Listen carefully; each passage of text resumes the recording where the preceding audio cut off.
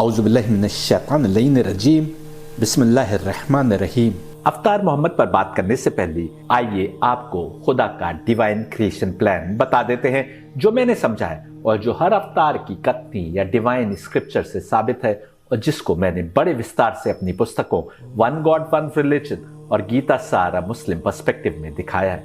एक निराकार, सर्वव्यापी, सर्वज्ञ, सर्वशक्तिमान ब्रह्म यानी जिस्म जिस्मानियात से मुबर्रा, हर जगह मौजूद, सब कुछ जानने वाला कादिर मुतलक खुदा यानी formless, omni present, all knowing, all powerful, absolute God, जिसको ब्रह्म या महेश कहा गया।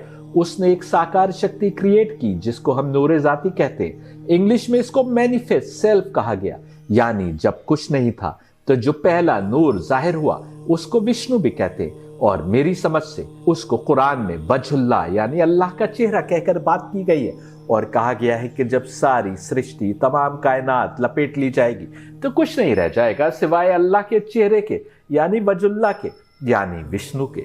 वजहुल्लाह यानी नूर जाती के कॉन्सेप्ट को मुसलमान जरा भी नहीं समझ पाए, जबकि अगर अक्ल लगाते तो समझ सकते थे। आखिर क्यों, जब उनका अल्लाह हर जगह मौजूद है, गर्दन की रग से भी करीब है, एक ना दिखाई देने वाली ताकत है जिसका ना तो जिस्म है और ना मकान, तो क्यों उनके रसूल मेराज के वक्त आसमान पर अपने रब से रूबरू होने गए? आखिर क्यों बहुतेरी आयतों में अल्लाह के अर्श और कुर्सी की बात हुई है? कुरान चीख चीख कर इस राज की तरफ इशारा कर रहा है, लेकिन जैसा मैं कहते आया हूं, जब आप किसी सोच के प्रति अटैचमेंट या किसी दूसरी सोच के प्रति डिटैचमेंट दिल में बना ले तो हकीकत को समझ पाना मुमकिन नहीं रह जाता। मुसलमान भी इस राज को नहीं समझ सके, जिसको खोलने की कोशिश मैंने अपने शुरू के लेक्चर्स कुरान का राज पार्ट 1 और कुरान का राज पार्ट 2 में की थी।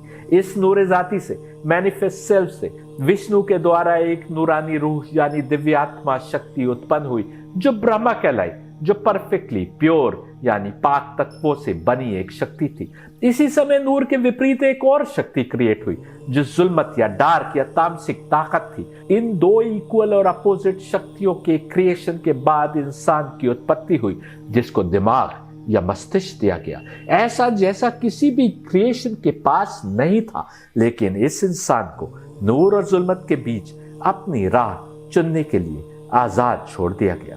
मुसलमानों में अनेक हदीसें मौजूद हैं जिनके मुताबिक सारी क्रिएशन से पहले, सबसे पहले नूर मोहम्मदी खल्क किया गया, जिसका अर्थ यह हुआ कि अवतार मोहम्मद की हकीकत असल में नूर है। इसको मैं ऐसे समझाता हूं कि वो बच्चा जिसका नाम मोहम्मद रखा गया था, जब 40 बरस का हुआ तो उसके जिस्म को जिस नूरानी रूह ने अपने ऑफिस के रूप में इस्तेमाल किया, वो उन 7 दिव्यात्माओं यानी नूरानी रूहों में से एक थी जिसका क्रिएशन ब्रह्मा नामी दिव्यात्मा के डिवीजन से हुआ था, और जिन 7 में वेद और उपनिषद के अनुसार एक देवी थी। यहां पर याद रखने की बात यह, और खासतौर पर मुसलमानों के लिए, कि ब्रह्म अलग है, ब्रह्मा अलग है। ब्रह्म वो एब्सोल्यूट निराकार है जो सारी सृष्टि के क्रिएशन से पहले बस एक ताकत के रूप में मौजूद था और जिसने एक मैनिफेस्ट सेल्फ क्रिएट किया जिसको विष्णु नाम दिया गया, और जो वजहुल्लाह है कुरान के मुताबिक। इस मैनिफेस्ट सेल्फ यानी विष्णु यानी वजहुल्लाह ने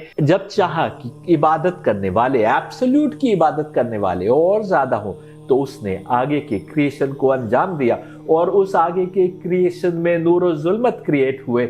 जो पहला नूर क्रिएट हुआ वो ब्रह्मा कहलाता है, यानी ब्रह्म यानी महेश से पहले विष्णु का क्रिएशन यानी नूर जाती यानी वजहुल्लाह या मैनिफेस्ट सेल्फ का क्रिएशन, और फिर ब्रह्मा नामी दिव्यात्मा का क्रिएशन। और वो ब्रह्मा नामी दिव्यात्मा 7 दिव्यात्माओं में डिवाइड हुई जो सब के सब एकदम उस पहले जैसी थी जिससे डिवीजन हुआ, और उन 7 में एक देवी थी। दिव्यात्मा का अर्थ होता है नूरानी रूह, वो जो नूर भी है और रूह भी है। कई स्थानों पर इसका रंग गोल्डन बताया गया है।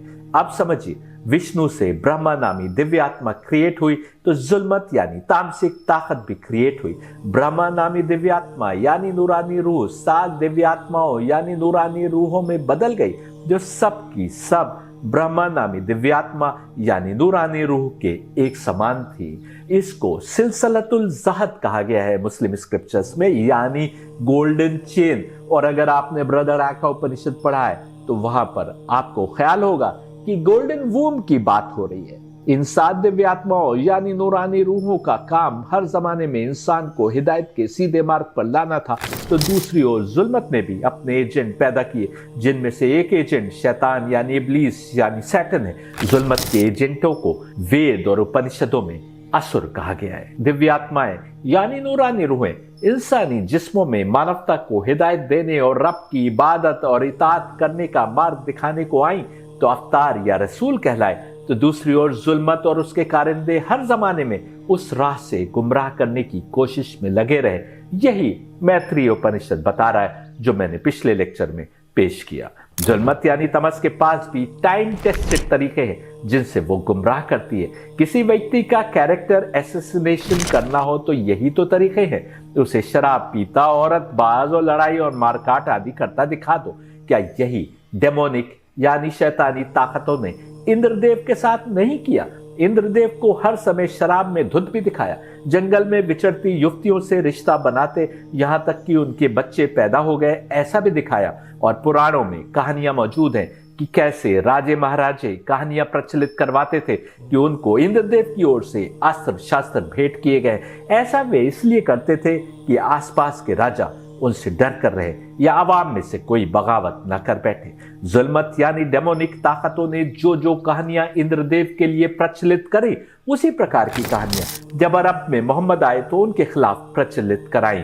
उपनिषद साफ कह रहा है कि जुल्मत को भी पहचानना आवश्यक है, वो कैसे काम करती है ये भी जानना आवश्यक है। नॉलेज और इग्नोरेंस दोनों को समझना है, और तब यदि कोई अपनी अकल का उपयोग करते हुए हकीकतों को समझे, जिन हकीकतों से वेद भरे पड़े, तो ऐसा व्यक्ति ही मोक्ष के मार्ग का मुसाफिर है। यह मोक्ष उसे इन्हीं दिव्य आत्माओं के मार्ग पर मिलेगा। और दिव्य आत्माओं के मार्ग को समझने के लिए उन पैगंबरों यानी अवतारों को पहचानना होगा, जिनके जिस्म को 7 में से किसी एक दिव्य आत्मा यानी नूरानी रूह ने अपने ऑफिस के रूप में प्रयोग किया, तब तो पैगंबर यानी अवतार कहलाए। जैसा हम बताते आ रहे, उपनिषद के अनुसार ब्रह्मा नामी एक नूरानी रूह यानी दिव्य आत्मा के विभाजन से बनी 7 नूरानी रूहें यानी दिव्य आत्माएं हर जमाने में सत्य मार्ग को उजागर करने और अधर्म को मिटाने में लगी रही। इन्होंने ही ऋषियों और नबियों को राह दिखाई। हर क्षेत्र और हर जमाने में यही दिव्य आत्माएं मानव शरीर में अवतरित होकर मानव कल्याण की राह प्रदर्शित करने में लगी थी। और यही 7 नूरानी रूहें यानी दिव्य आत्माएं जब धरती पर 14 जिस्मों में एक ही भाषा बोलने वालों के बीच आई, तो ये अहलल बैत कहलाए, जिनके 7 ही नाम थे और जिनमें के पहले मोहम्मद थे। और इन अहलल बैत की पाकीज़गी की गारंटी कुरान ने इसलिए ली क्योंकि ये बनी ही उन पाक तत्वों से थी जो बृहदारण्यक उपनिषद और वेदों ने जिनका उल्लेख कर रखा है। यही कारण है कि मंडूक्य उपनिषद ने उन्हें 7 या 14 नहीं बताया, बल्कि 7 और 7 कहा, 7 and 7, और कहा कि वे किसी छिपे हुए स्थान पर जिंदगी गुजारेंगे। मंडूक्य उपनिषद ऑफ द अथर्ववेद 2:1 देखिए, from him the absolute come forth the 7 pranas, 7 रूह या 7 spirits, the 7 flames their fuel, the 7 oblations, these 7 worlds in which the pranas 7 and 7 which dwell in the secret place. Secret place क्या होगी? वो ऐसे ही बेअबान होगा अरब का 7 और 7 यानी 14 जिस्मों में आएंगी। इधर मुसलमानों में सबाई मसानी यानी 7 दोहराने वाली निशानियों की बात हो रही है, जिसको वो अनेक अर्थों में लेते हैं, लेकिन असल में वो इन्हीं 7 नूरानी रूहों की बात हो रही है, जिसने 7 और फिर 7 यानी 14 जिस्मों के माध्यम से काम किया। मेसोपोटामिया, इजिप्ट, रोमन, पर्शियन और चाइनीज सभ्यताओं के बीचों बीच स्थित अरब वो छिपी हुई जगह थी जिसकी ओर किसी की निगाह नहीं जाती थी। व्यापारिक कारवान उस रेगिस्तान से बचकर निकल जाते थे। इस हद तक कि रोमन और पर्शियन एम्पायर्स के बीच जब युद्ध होते थे तो आज के सीरिया, इसराइल, जॉर्डन, इराक आदि पर कब्जे के लिए तो लड़ाइयां होती थी, पर दक्षिण में स्थित अरब पेनिनसुला पर कब्जे की किसी को चिंता नहीं थी। दक्षिणी छोर पर यमन था जो उत्तर से कम और रेड सी के पार इजिप्ट से अधिक जुड़ा था। ओल्ड टेस्टमेंट ने जब इब्राहिम यानी अब्राहम के अपने पत्नी हाजरा और पुत्र इस्माइल यानी इस्माइल को लेकर यरूशलेम से निकलने की बात लिखी तो केवल इतना लिखा कि वो अपनी पत्नी और बेटे को लेकर बियरशीबा के आगे स्थित वाइल्डरनेस में चलते चले गए। बियरशीबा उस समय के फिलिस्तीन की वो दक्षिणी सीमा थी जिसके आगे बस वाइल्डरनेस थी, रेगिस्तान और बंजर इलाका था जहां दूर दूर तक पानी मौजूद नहीं था। कुरान में भी इब्राहिम के शब्द मौजूद हैं जिनमें वो अपनी औलाद को एक बंजर वादी में बसाने की बात कर रहे हैं। ऐसा करने के पीछे कारण भी बता रहे हैं ताकि वे अल्लाह की इबादत को कायम करें, लोगों के दिलों को उस रब के प्रेम और भक्ति की ओर लाएं ताकि वे उसका शुक्र अदा कर सकें। कुरान 14:37 देखिए, our lord I have made some of my offspring settle in a barren valley near your sacred house. Our Lord, I did so that they may establish prayer. So make the hearts of people affectionately inclined to them and provide them with fruits for their sustenance, that they may give thanks. उपनिषद, कुरान और Bible एक ही क्षेत्र की ओर इशारा कर रहे हैं। जिस स्थान को वेदों ने गुहा यानी छिपी हुई जगह कहा था, जैसा मैं पहले के लेक्चर्स में दिखा चुका हूं, मारूत को जो सृष्टि के क्रिएशन के समय क्रिएट हुए थे, दोबारा से नवजात बच्चों के रूप में आना था, वो वही स्थान था जो ऐसा छिपा हुआ था कि पर्शियन और रोमन एम्पायर्स की नजर भी उसकी ओर नहीं जाती थी। कुरान में इब्राहिम का कथन बता रहा है कि वो सेक्रेड हाउस जो बाद में काबा कहलाया, इब्राहिम ने नहीं बनाया बल्कि पहले से मौजूद था। यही सबब है कि इब्राहिम दुआ कर रहे हैं कि मैंने अपनी एक औलाद को एक बयाबान वादी में तेरे सीक्रेट हाउस के पास बसाया।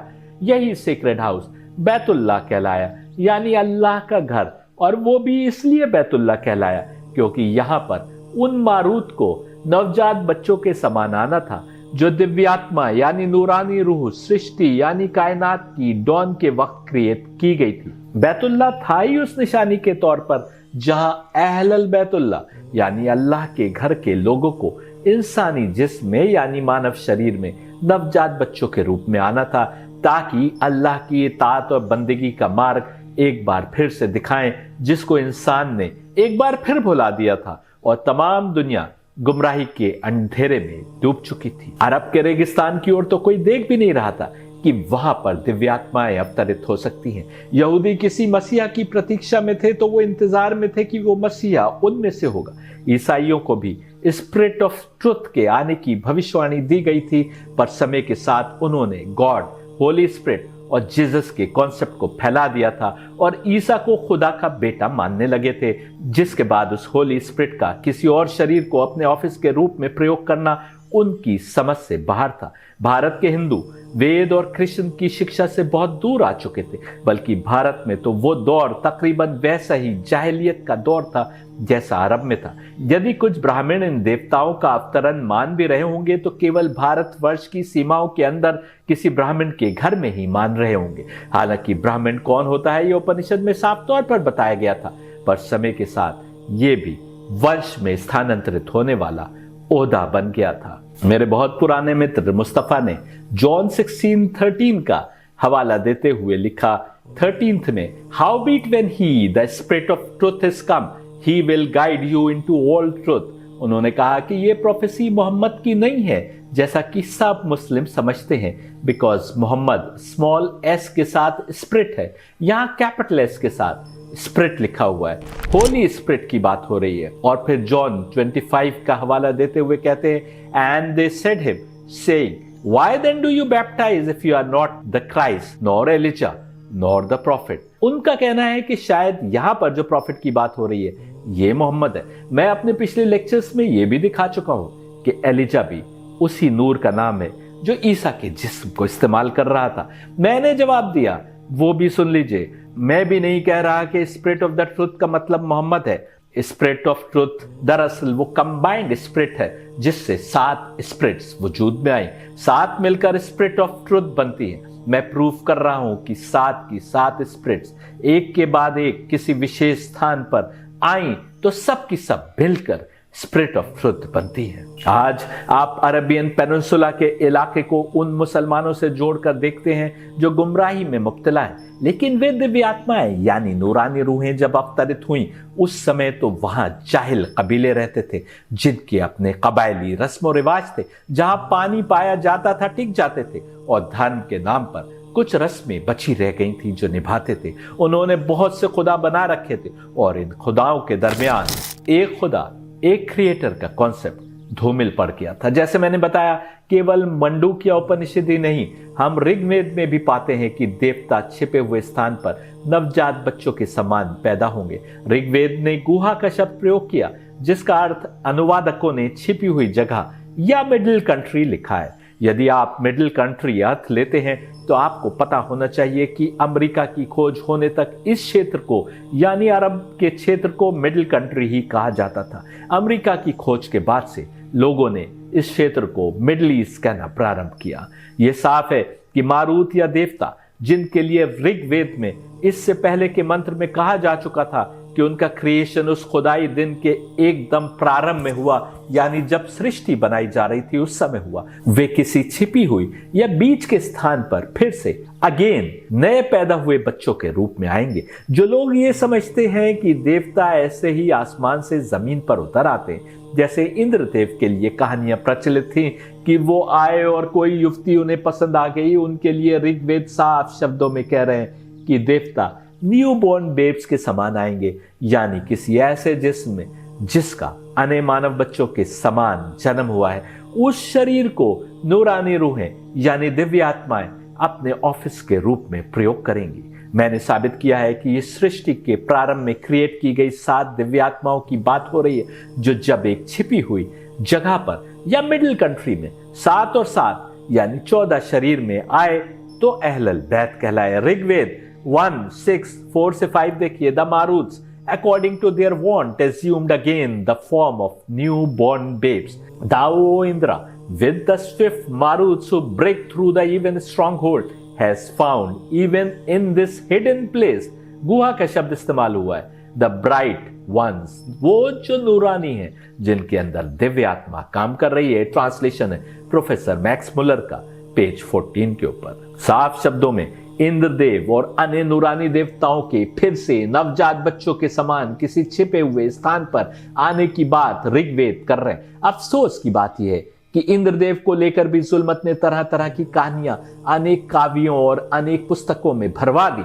हम जो बड़ी गलती करते हैं वो ये कि पिछले जमाने से हम तक आई हर पुस्तक को धार्मिक समझने की गलती करते हैं, यहां तक कि कामसूत्र को भी और चाणक्य के अर्थशास्त्र को भी। यही कारण है कि मैत्रेय उपनिषद को कहना पड़ा कि जो वेदों में नहीं है उस पर ध्यान नहीं दो। इधर अवतार मोहम्मद ने कहा कि हमारा कोई भी कथन यदि तुम तक पहुंचे जो कुरान से टकरा रहा हो या उसकी शिक्षा के विपरीत हो तो उसको दीवार पर मार दो, क्योंकि तुम जुल्मत की शक्ति को नहीं पहचानते, नहीं जानते कि वो कैसे कैसे काम करती है। उसके लिए मुश्किल नहीं कि अपने कारिंदों के माध्यम से कुछ हदीसें गढ़वा कर किताबों में शामिल करवा दे, जैसा कि उसने किया भी, ताकि तुम हर जमाने में भ्रमित होते रहो और हक को पहचानने की कोशिश करने वाले उन झूठी हदीसों के कारण हक से दूरी बनाए रहें। ऐसी ही बेतुकी हदीसों को जिनको मुसलमान स्वयं पढ़ते हैं तो हंसते हैं, क्योंकि जानते हैं कि ये जुल्मत यानी तमस की कारस्तानी है। उन हदीसों को आधार बनाकर मोहम्मद नामी पुस्तिका लिखी गई, जिसका मैंने जवाब दिया। अगर तमस यानी जुल्मत को समझते हो तो जान लो कि वो ताकत कभी भी नहीं चाहती कि लोग दिव्य आत्माओं यानी नूरानी रूहों की मार्ग की समझ बनाकर उस पर चलें और अपने रब की इताअत और इबादत की मंजिल तक पहुंचे। उपनिषदों ने बड़े पहले बता दिया था, जो मैं अपने लेक्चर्स में दिखाता आया हूं, कि नूर जाती यानी मैनिफेस्ट सेल्फ यानी विष्णु ने आगे का क्रिएशन किया ही इसलिए था कि निराकार ब्रह्म की इबादत करने वाले अधिक हों। और हम पिछले लेक्चर में दिखा चुके हैं कि जुल्मत यानी असुरी ताकतों को एकदम विपरीत मार्ग बताया गया ताकि वो हमको गुमराह कर सके उस सत्य मार्ग से, यानी नूर हिदायत देने का काम करती है, तो जुल्मत उस मार्ग से भटकाने को ही अपना काम माने बैठे है। ऐसे में यदि इंसान ने अपने दिमाग का इस्तेमाल करके राह नहीं पाई तो नुकसान का सौदा किया। एक उपनिषद कह रहा है कि देवता कहां है, किसने देखा, कब आए। यानी साबित कर रहा है कि देवता वो उपनिषद लिखे जाने के समय तक इंसानों के बीच नहीं आए थे। इंद्रदेव, जिनके बारे में उपनिषद कह रहे हैं कि वो देवताओं के सरदार हैं, यानी अच्छाइयां और बेहतरियां देने वाले भी देवता ही हैं। बुराइयों से हमको दूर करने की शक्ति रखने वाले भी वही हैं। मोक्ष और सत्य मार्ग की ओर हिदायत देने वाले भी देवता हैं। लेकिन इंद्रदेव को स्वयं बुराइयों में घिरा दिखाने का काम जुल्मत ने किस हद तक किया, ये आप उनकी जो इमेज है उससे समझ सकते हैं। अनेक मानव रचित किताबों में भी जो सैकड़ों सालों से हमारे बीच मौजूद है, ऐसी ही इमेज इंद्रदेव की पेश की गई है। यानी जो देवता हमको सत्य मार्ग पर चलाने और मोक्ष की ओर ले जाने के जिम्मेदार हैं, जो हमारे गुनाहों को माफ कर सकने और हमें अच्छाई और शुभ चीजें प्रदान करने के जिम्मेदार हैं, उनको जुल्मत ने गुनाहों में और कुकर्मों में लिप्त दिखा दिया। और ये सब आज तक किताबों में मौजूद है। फिर ये कैसे सोचा जा सकता है कि उस जुल्मत ने, जब वही नूरानी रूहें यानी दिव्य आत्माएं अहले बैत की शक्ल में मानव शरीर में आई, जिनके लीडर अवतार मोहम्मद थे, तब अपनी तमाम कोशिशें इस काम पर नहीं लगाई होंगी।